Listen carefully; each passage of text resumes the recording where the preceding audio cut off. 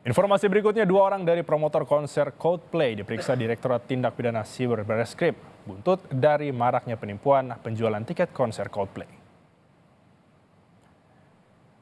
Saudara, promotor konser Coldplay diperiksa untuk mengklarifikasi perizinan serta mekanisme penjualan tiket dan pengawasan konser.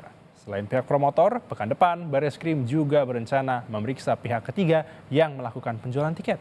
Sebelumnya sekitar 60 orang melapor menjadi korban penipuan penjualan tiket Coldplay. Total kerugian mencapai ratusan juta rupiah.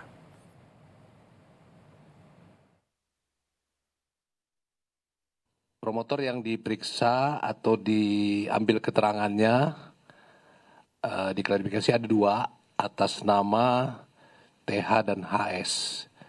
Ini dari PK Entertainment. Saksi lainnya terkait dengan penjualan, ya, penjualan. Jadi ada pihak ketiga yang melakukan penjualan tiket, yaitu dari loket.com. Pemeriksaan nanti akan direncanakan pada minggu depan.